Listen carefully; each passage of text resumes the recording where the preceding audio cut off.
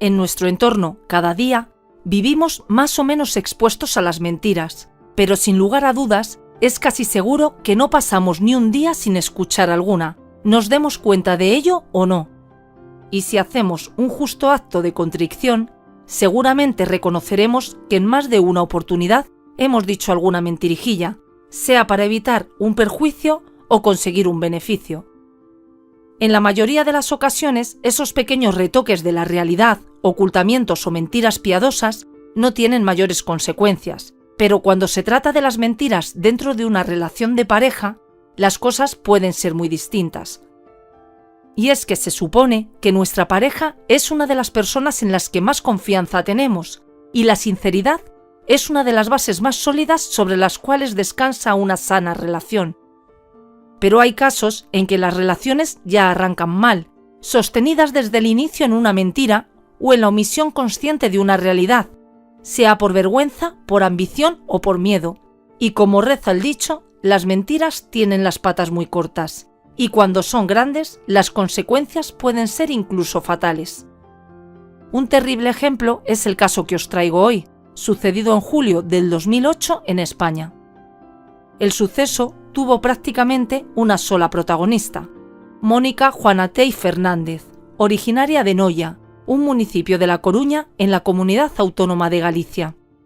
Según sus padres, Víctor y María José, Mónica siempre fue independiente y rebelde, una chica difícil de manejar. De joven amaba las fiestas, le encantaba salir, flirtear y, a decir de una buena amiga, Mónica era muy coqueta. Ese espíritu libre y desenfadado la llevaría a los 17 años a tener una relación con el industrial Iván Túñez, junto a quien se mantuvo durante un año antes de dar por terminada la relación.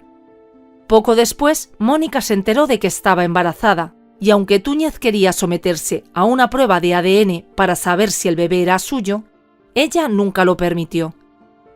El 6 de marzo de 1999 dio a luz a un hermoso varón a quien bautizó con el nombre de César y sus apellidos, Juanatey Fernández. Mónica no pasaría mucho tiempo sola y pronto se fue a vivir con Alberto Torón, un joven de un municipio vecino. Alberto acogió con mucho amor al bebé, al que siempre trató como si fuera suyo. Así, durante un tiempo, los tres convivieron como familia e incluso hicieron planes de matrimonio. La joven madre trabajaba en un supermercado. Pero Mónica seguía siendo Mónica y un día le dijo a Alberto que se iría a las Islas Baleares a explorar el mercado laboral. Así lo hizo, mientras César, su hijo, se quedó con Alberto. Pero el tiempo pasaba y Alberto comenzó a reclamarle a su pareja que regresara. En ese momento, Mónica se encontraba en Mahón, en la isla de Menorca. En 2008, Mónica le escribe a una amiga que Alberto está muy raro, que cuando ella le dijo que se iba, a él le pareció bien, pero ahora se da cuenta de lo que es tener que cuidar a un niño y no poder hacer lo que le da la gana. Alberto le pidió a Mónica que volviera, incluso la fue a visitar para convencerla de regresar, pero la mujer se negó y al poco tiempo la relación terminó. El pequeño César terminaría viviendo en casa de sus abuelos maternos, quienes estaban encantados de tenerlo por un tiempo. Mónica era una ferviente usuaria de las redes sociales y en general era una ávida internauta, aficionada a las páginas de anime y manga, donde se identificaba como Muki y tenía un blog llamado Terror a la Gallega, en el cual escribía cuentos oscuros, macabros y subía imágenes perturbadoras, todo bajo el seudónimo de Muki la excarceladora. Además, visitaba páginas de citas, en una de las cuales conoció a Víctor, y ambos de inmediato sintieron una fuerte atracción. Conocerlo personalmente y comenzar una nueva relación de pareja había sido el verdadero motivo del viaje a Mahón de Mónica. Y de hecho resultó. Mónica y Víctor comenzaron una convivencia en pareja. Él era guardia de seguridad Mientras, ella trabajó como auxiliar de vigilancia en el aeropuerto de Menorca, en una panadería de la que fue despedida y en la limpieza de un concesionario de automóviles. Al parecer, la vida de Mónica iba sobre ruedas. Sus compañeros de trabajo la describían como una buena persona, alegre y conversadora, aunque no paraba de escribir en su móvil. A una empleada de la agencia le contó que su hijo había muerto en un accidente automovilístico con el hermano de Mónica. Pero los vecinos de la pareja tenían una impresión un tanto distinta. Decían que no se relacionaban con nadie, que eran raros, bastante retraídos, y en ocasiones ni siquiera saludaban. Más allá de todo, la relación con su pareja marchaba muy bien, pero había algo que Mónica no le había contado a su nuevo novio, que tenía un hijo, algo que no podía esconder para siempre. En 2008, los padres de Mónica deciden que era hora de que César fuera a vivir con su madre. Hay una versión que afirma que habría sido Mónica quien exigió que le mandaran a su hijo, aunque los abuelos no estaban de acuerdo. Pero a la luz de los sucesos posteriores, esta última versión no suena demasiado lógica o revelaría una premeditación sencillamente espantosa. Lo cierto es que, con una maleta roja en la mano, el pequeño César, ahora con 9 años, emocionado, sube a un avión con rumbo a Mahón para reunirse con su madre. Mónica seguía sin contarle a Víctor sobre su hijo, y ante la inminencia de la llegada del niño, le dice que se trata de su sobrino, que está de vacaciones y que se quedará con ellos a lo sumo 10 días. Víctor no tuvo ningún inconveniente. Así, el día 1 de julio de 2008, madre e hijo se reúnen, y desde el primer día, Mónica le dejó claro a César que no podía llamarla mamá, sino tía. En los días siguientes, todo parecía desarrollarse con normalidad. Mónica fue vista en varias ocasiones saliendo con su hijo, y para quienes llegarían a preguntar, se trataba de un sobrino que solo pasaría unos días con ella. Pasaban los días, y Mónica jamás se sinceró con Víctor en relación al niño. Regresarlo con los abuelos no era una opción, y en el 10º día, Mónica resuelve el problema. Ese día, la mujer le pide el automóvil prestado a Víctor para ir a hacer unas compras. Junto a su hijo, dejan a Víctor en el trabajo y regresan a casa a desayunar, tras lo cual le prepara el baño a César, y mientras el chico se mete en la bañera, ella se va a la cocina a recoger los cacharros. Al finalizar, regresó al baño, y seguramente el niño tenía la ilusión de jugar con ella, pero Mónica tenía otra idea, y de repente sumergió a César bajo el agua. No era un juego, es imposible imaginar lo que pudo haber pasado por la cabeza del pequeño mientras luchaba por salir del agua y respirar. ¿Sería un mal juego? ¿Qué pasa?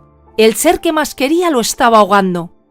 Y así fue. Mónica, con sus propias manos, asesinó a su hijo. Si ya esto resulta abominable, pues intentar buscar una definición para lo que hizo después. Mónica buscó la maleta de lona que trajo César al llegar desde la casa de sus abuelos, introdujo el cuerpo de su hijo dentro de ella y también guardó todas sus cosas. Metió la maleta en el automóvil y se dirigió a una zona descampada y llena de matorrales a varios kilómetros de su residencia, donde lanzó la maleta con su hijo muerto como equipaje y regresó a su apartamento a continuar con su vida y la de su hijo. Sí, como lo escucháis, la de su hijo. Cuando su compañero Víctor regresó del trabajo y preguntó por el pequeño, Mónica le dijo que había regresado a su casa. La misma explicación dio a los vecinos y quienes preguntaban por el niño en los alrededores. En los meses siguientes, Mónica se encargó de hacerle creer a todos que César estaba bien. En varios mensajes enviados a una amiga y una prima en La Coruña, Mónica afirma que César por un lado está contento y por otro no, que le gusta el sitio y estar con su madre, pero tiene que ir a clases casi todos los días. Poco después, dice que César asistirá a clases de verano en Mallorca y así ella se ahorrará un poco de dinero en una niñera. El 30 de julio escribe que el niño está bien, en clases de verano para aprender catalán. Pero eso no era todo. Después de un tiempo sin comunicarse con sus padres, que se quejaban de que Mónica no les respondía a las llamadas, la mujer les cuenta que todo está bien, e incluso que César había hecho la primera comunión y ella le hizo una fiesta, en la cual se divirtió mucho. Sin embargo, por más que le pedían fotos, las imágenes nunca llegaban. Por si fuera poco, durante meses, la fría madre suplantó la identidad de su hijo en redes como Facebook, escribiendo como si fuera él a sus amigos y suscribiéndose a páginas de temas que sabía que le gustaban al pequeño. Además, Mónica se registró para cobrar las ayudas sociales mensuales que le estaban asignadas por ser madre soltera. Increíblemente, esta situación se prolongó durante más de 2 años, exactamente 28 meses, y lo digo así porque resulta inconcebible que en todo ese tiempo Mónica haya logrado esquivar las peticiones de los abuelos y de otros familiares de hablar con el pequeño y de tener fotos de él. No hubo felicitaciones de cumpleaños, del Día de la Madre, de Navidad, de Año Nuevo o Reyes. Nada, nadie exigió una explicación o se movilizó a la casa de Mónica a verificar la situación de César. Pero la suerte de la asesina no duraría para siempre. El martes 23 de noviembre de 2010, los hermanos Nando y Miguel Torres limpiaban la maleza de una propiedad de su madre, en la zona de Vinidalí, cuando Nando encuentra una maleta roja de lona. Al acercarse para ver de qué se trata, el hombre se da cuenta de que por una parte está abierta y se asoma para ver el contenido. El horror fue inmediato al percatarse de que eran los restos de un ser humano. Llamó a su hermano para que lo viera. Ambos acuden al cuartel de la Guardia Civil a notificar el macabro descubrimiento. 4 funcionarios se movilizan de inmediato al lugar del hallazgo y tras revisar la zona se llevan la maleta para ser sometida a los exámenes forenses de rigor e iniciar las investigaciones para determinar quién era la víctima y cuáles fueron las circunstancias de su muerte. Además del cuerpo de César, del que casi lo único que quedaban eran los huesos tras más de 2 años de descomposición, los peritos encontraron dentro de la maleta varios cómics de manga en castellano, algunos cromos, lápices de colores, un estuche con algunos útiles, una araña y un escorpión de juguete encerrados en cristales de metacrilato, además de un conjunto deportivo, unos jeans, unas bermudas y una camiseta de manga corta. Todo de varón. Al menos sabían el sexo de la víctima, y por las características y estudios forenses, calcularon que su edad estaba entre los 10 y los 13 años. César era un chico grande. La crueldad de ese descubrimiento fue un incentivo más para los investigadores que pusieron todo su empeño en descubrir la identidad de la pequeña víctima y, más importante, al responsable de haber puesto fin a su vida y desecharlo como si fuera basura. Lo primero que verificaron las autoridades fue la existencia de denuncias de desaparición de niños con estas características, tanto en España como en los registros de la Interpol, pero no encontraron ninguno que se ajustara a las características de los restos encontrados.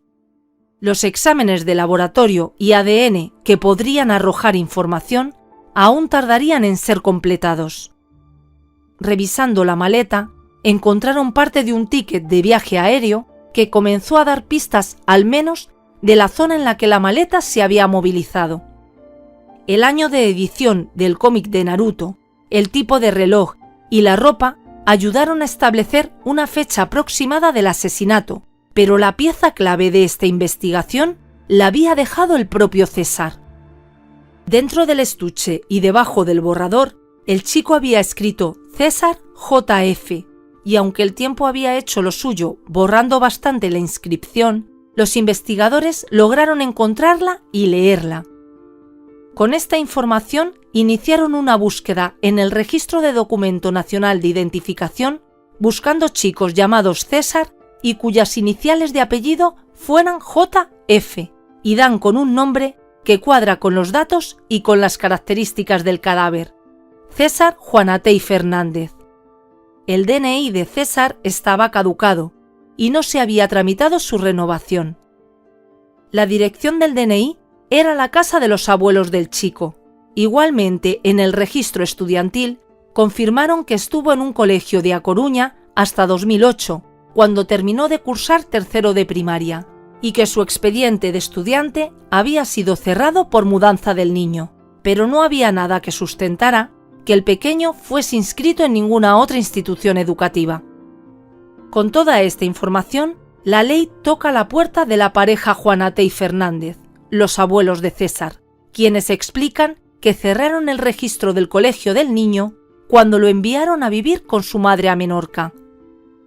La policía se comunicó vía telefónica con Mónica para preguntarle por su hijo, y ésta les dijo que estaba en casa de sus abuelos. El trabajo policial rindió sus frutos en tiempo récord, y solo 3 días después del descubrimiento del cadáver de César, el viernes 26 de noviembre de 2010, una patrulla se acercó a la puerta de la casa de Mónica Juana Tey, con 30 años en aquel momento. Los funcionarios llamaron a la puerta, y Mónica salió a abrir. Los días de impunidad llegaban a su fin. Mónica al principio afirmó que no sabía de qué le estaban hablando.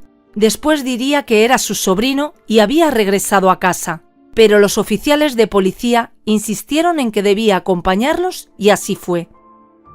En la comandancia y durante el interrogatorio, la tercera versión de Mónica fue que un día al llegar a su casa encontró el cuerpo sin vida de su hijo.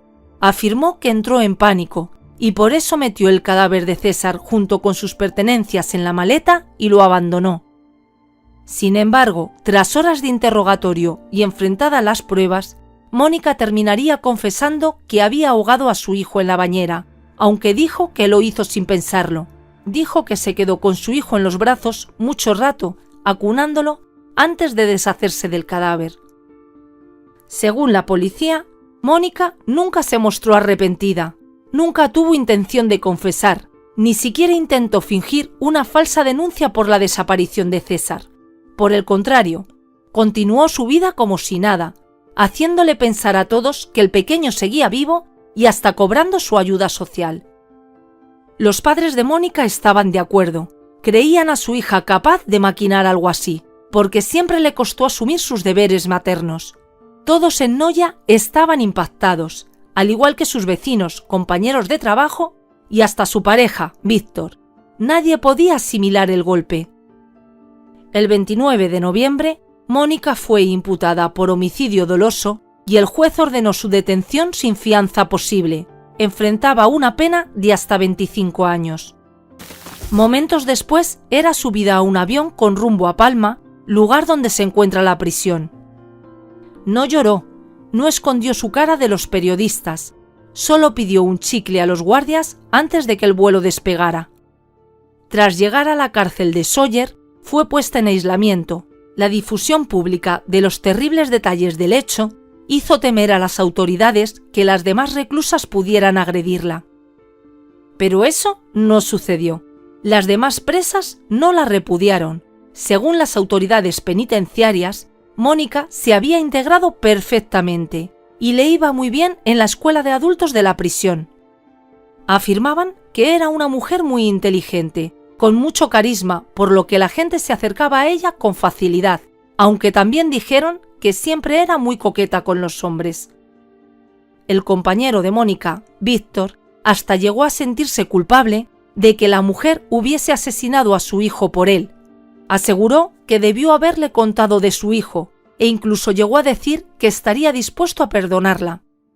Pero lo que Víctor no sabía es que mientras estaba viviendo con él, Mónica no había abandonado su hábito de conocer a hombres por internet. En 2011, mientras se encontraba detenida a la espera de juicio, contrajo matrimonio con un joven de Tarragona que conoció online, y esta mujer lo atrajo lo suficiente como para aceptar que había asesinado a su hijo, que estaba presa y posiblemente sería condenada. Desde su detención, Mónica solo fue visitada por su nuevo esposo y su abogado. Nadie de la familia o amigos quiso saber nada más de ella. Unos meses después de ser detenida, los padres de Mónica volaron a Mahón. Finalmente lograron la autorización para recoger los restos de su nieto y regresar a su ciudad a darles sepultura. más de 600 personas asistieron al velatorio en la iglesia parroquial de la localidad para acompañar a los muy afectados abuelos del pequeño César. Alberto, la expareja de Mónica, también estuvo presente. El dolor fue tremendo cuando un grupo de excompañeros del colegio de César llevó el pequeño féretro blanco hasta el coche fúnebre que lo llevaría a su descanso final en el cementerio de Santa Cristina de Barro. Mientras, en la cárcel a la espera de juicio, Mónica ganó un concurso de literatura de la prisión con un cuento de terror lleno de alusiones satánicas, protagonizado por dos gemelos cuya madre muere en el parto y la abuela considera que su hija trajo al mundo a un espíritu maligno. El juicio contra Mónica se iniciaría 2 años después de su detención, el 22 de octubre de 2012. Durante su declaración, Mónica volvió a decir que había dejado a César en la bañera para irse a la cocina a recoger y al regresar lo encontró muerto en el suelo del baño, que lo estuvo abrazando durante 2 o 3 horas y afirmó que no recordaba nada de lo sucedido entre esos 2 momentos. Mientras la acusación pedía 20 años de prisión por homicidio con los agravantes de alevosía y parentesco, la defensa solicitaba 15 años, ya que sostenía que la mujer había sufrido de una amnesia transitoria por un hecho intensamente traumático. Al preguntársele por qué cuando fue detenida por la policía confesó haberlo ahogado, Mónica respondió que lo hizo porque la policía le dijo que tenía pruebas, pero que sinceramente no sabía cómo había ocurrido, que no tenía explicación para lo ocurrido. También sostuvo que 2 policías le dijeron que habían encontrado el cuerpo estrangulado y con un golpe en la cabeza, y afirmó que ella nunca dijo haber usado la fuerza. Ante la pregunta de por qué se deshizo del cuerpo de su hijo, sostuvo que tuvo miedo, que estaba muy agobiada ya que le había ocultado a su pareja que tenía un hijo. Su declaración tuvo varias contradicciones, como decir que ni siquiera recordaba dónde lo había dejado, pero más tarde afirmar que donde lo habían encontrado no era donde ella lo dejó. Pero 2 afirmaciones en particular no dejaban duda de su culpabilidad.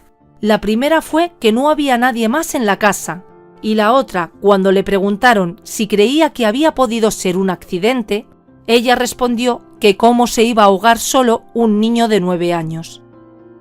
Ante la tesis de la defensa sobre la amnesia, a Mónica se le practicaron 2 exámenes psicológicos.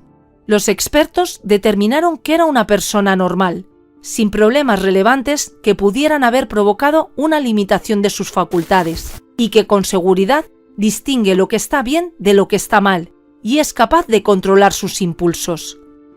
En su declaración ante el jurado, el médico afirmó que toda la biografía de la acusada estaba teñida de mentiras, que era una mentirosa compulsiva. Afirmó que los especialistas no creen que no recuerde lo sucedido y que más bien su comportamiento apunta hacia un trastorno antisocial, afirmando que es una persona fría y calculadora, que no tiene sentimientos por nadie.